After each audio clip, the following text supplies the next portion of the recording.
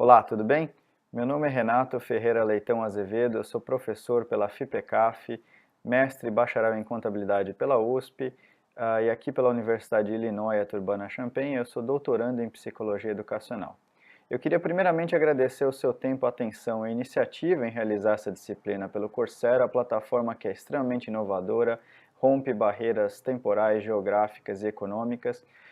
Depois eu também queria agradecer à professora doutora Silvia Pereira de Castro Casanova pelo convite em nome da coordenação deste curso, USP e Coursera. Vamos lá, espero que vocês gostem das reflexões.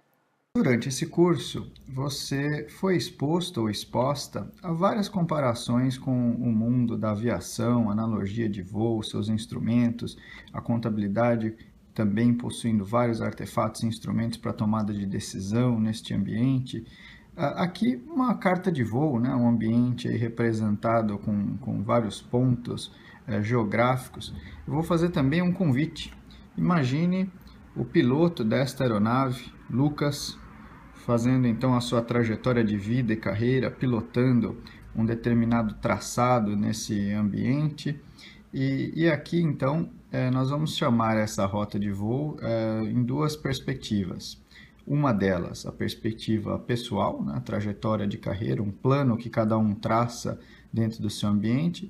E segundo, como a sociedade enxerga esse voo, então numa outra ótica, como é que a sociedade enxerga o trabalho aí deste piloto.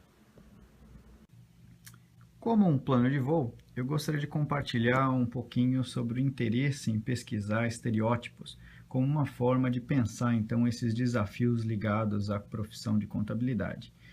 Desde a graduação e aprofundado na minha dissertação de mestrado, eu me interessei pela formação da percepção pública em relação aos profissionais de contabilidade, né, como é vista a profissão de contabilidade em algumas variáveis, principalmente na sua dimensão humana.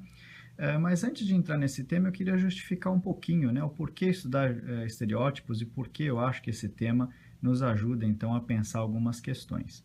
No mundo, nós somos estimulados por várias coisas, né? Nós temos estímulos auditivos, sistemas visuais, né? Altamente expostos ao mundo visual e aos vários dos nossos cinco sentidos, né? Nós somos estimulados e temos esses respectivos receptores e sensores para captar esses estímulos do mundo e das coisas.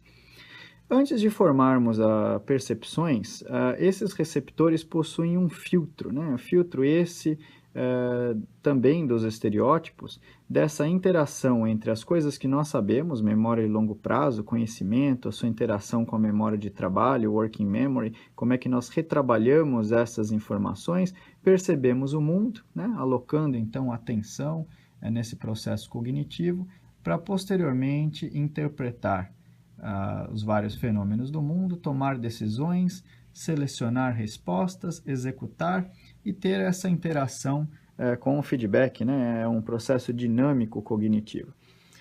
Antes de interpretar e tomar decisões, é impossível não reconhecer os vários vieses que nós temos, tanto do ponto de vista da interpretação quanto da percepção. E aqui o estereótipo se faz como um fenômeno, né, como um mecanismo natural que nós temos para a formação dessas percepções. O estereótipo não necessariamente ele é negativo, ele é uma forma natural pela qual nós simplificamos essa visão, né? Nem todos os estímulos são capturados pelos nossos sensores, muitas das coisas nós não conseguimos captar, né, ou compreender, né, do ponto de vista físico-químico, e ainda menos do ponto de vista cognitivo, né, a percepção ela tem um filtro em relação àquilo que nós recebemos como sinais. Nesse sentido, a forma como nós desenvolvemos heurísticas, né, para a compreensão do mundo e desses sinais passa também pelo entendimento dos estereótipos. Para pensar o impacto dos estereótipos na escolha de carreira, eu gostaria de ilustrar com um exemplo. Imagine que você, no início, né, na escolha de seu vestibular, você faça uma avaliação de suas características pessoais e, de repente, você se depara pensando que você não é uma pessoa muito criativa. Então, pelo estereótipo da área, né, quando você escolhe, por exemplo, entre opções como marketing, contabilidade, matemática, você talvez pense, bem, eu não gosto tanto de matemática a ponto de fazer matemática, mas eu não acho que eu sou criativo o suficiente para fazer marketing. Contabilidade me parece uma escolha razoável, algo não tão próximo das letras, né? Não gosto de ler tanto quanto eu gostaria, por exemplo, de fazer um curso de letras, e não gosto tanto de matemática a ponto de fazer matemática pura ou estatística. Obviamente, essa escolha é razoável, né? E muitos dos nossos alunos, quando nós perguntamos o porquê escolhem contabilidade, fazem um raciocínio parecido. Porém, se a gente imaginar que a área de contabilidade, né, não só na sua vertente gerencial, mas permita-me usar a contabilidade gerencial como exemplo, requer muita criatividade, né? A gestão, de modo geral, né, a liderança de equipes e desafios com que o mundo dos negócios se apresentam, a criatividade é tida como um valor, né? A academia de contabilidade, por exemplo, valoriza isso na formação profissional. Infelizmente, dado por questões tecnicistas, históricas, a contabilidade não é percebida dessa forma por vários atores da sociedade e, não obstante, o vestibulando pode imaginar que a área de contabilidade, por talvez ser vista como tediosa, monótona, não requer a mesma criatividade da área de marketing.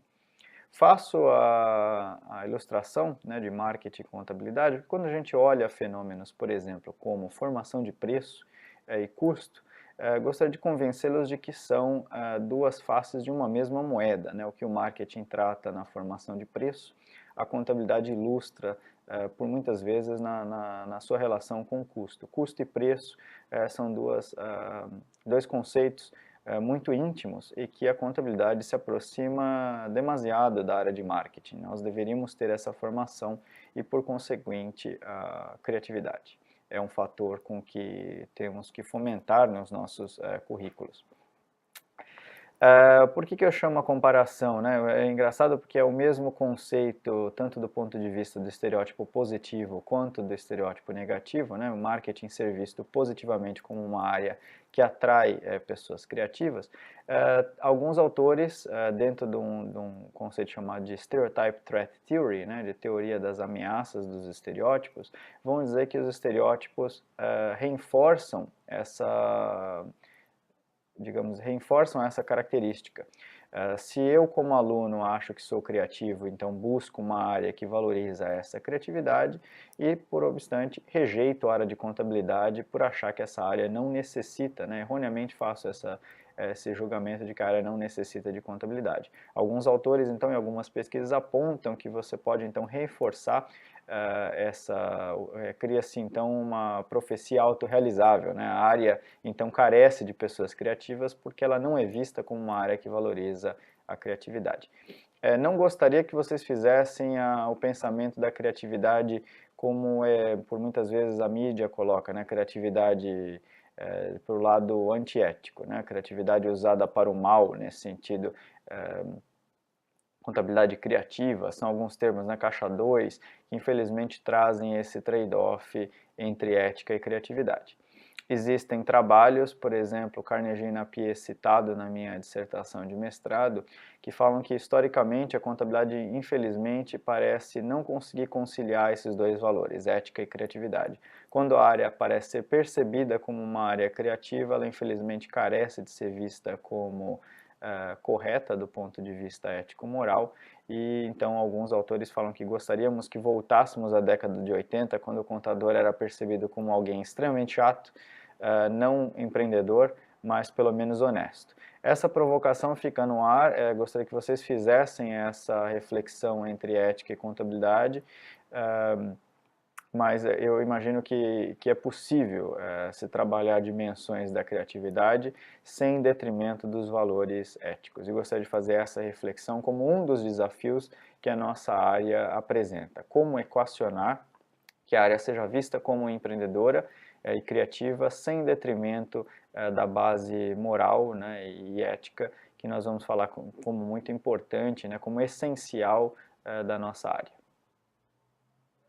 Ter convencido vocês, dado mais alguns argumentos do porquê que eu julgo que o estudo de percepções e estereótipos, em particular, é importante tanto do ponto de vista individual, né? E aqui podemos pensar quais são os valores que nós avaliamos e consideramos como sendo importantes quando escolhemos a nossa carreira ou quando recomendamos a carreira para pessoas próximas, né? Então, no sentido individual, como que nós fazemos essa escolha profissional?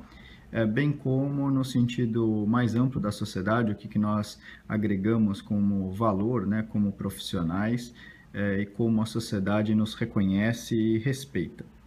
É estabelecido então que essa relação de estímulos receptores e a percepção, ela é fundamental no ponto de vista cognitivo e social. Acho que nós agora estamos preparados para fazer um voo, né, inicial e tratar alguns pontos que são mais íntimos, né, de contabilidade, do que nós entendemos então como desafios à contabilidade. Lucas, então, vai fazendo o seu voo inaugural, rumo à contabilidade como carreira, né, como linguagem de negócios tão importante que é.